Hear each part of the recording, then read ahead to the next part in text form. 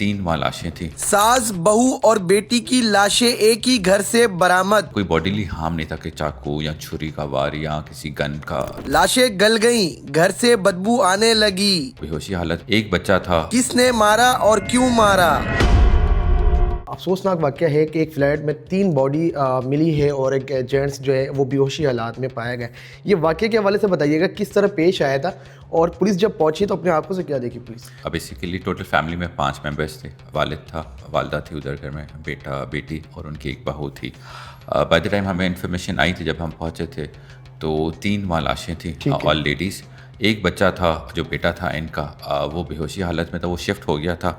ही stable now और statement वो दे रहा है। और वालिद साहब थे, ही वॉज ऑल फाइन। तो वहीं से हमने CSU बुलाया था, काफ़ी चीज़ें हमें एक्सट्रैक्ट हुई।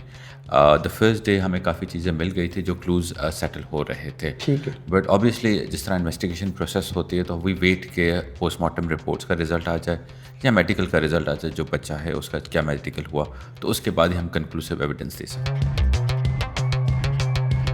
इनकी डेथ किस तरह हुई है? ये क्या जहरीले मेडिसिन यूज़ किए हैं या कोई जूस में मेडिसिन यूज़ हुई है?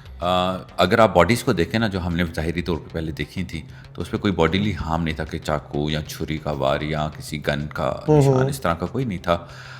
प्रॉब्ली फिर इसी वजह से हम सोच रहे थे कि मे बी कोई इन्होंने इंजेक्ट किए चीज़ या कोई चीज़ पी है जिसकी वजह से इनकी डेथ हुई है। Conclusive evidence obviously postmortem report के बाद वो जब देंगे पॉइजन या कोई चीज़, तो उसके बाद ही कंक्लूड किया जाता है। बट कुछ एविडेंसेस हैं जो उस तरफ पॉइंट करते हैं। वालिद साहब के ऊपर शक है, शुबात है, हमने देखा कि अभी मशकूक भी बताया जा रहा है पुलिस की जानिब से, तो गिरफ्तारी अमल पे लाई जाएगी?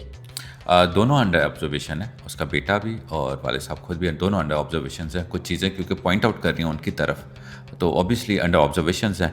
जिस तरह हमारे फॉर्मल चीज़ें मिल जाएंगी, कंक्लूसिव एविडेंस मिल जाएंगे, तो दोनों की अरेस्ट। कर्जे की बात भी आ रही है बीच में कि ये जो स्टेप उठाया इन्होंने, हम जूस पीने का जो मेडिसिन यूज़, तो ये कर्जा वगैरह में भी थी?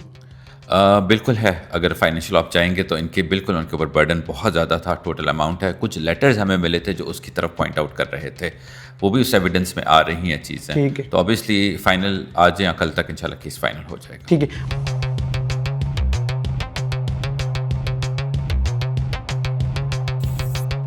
इस केस को पुलिस क्यों हो रही नाकाम? हम देख रहे हैं कि आज चौथा रोज़ है, तो क्यों नहीं रिजॉल्व करना चाह रही है या कर नहीं पा रही? क्या ऐसी कोई अहम बात है?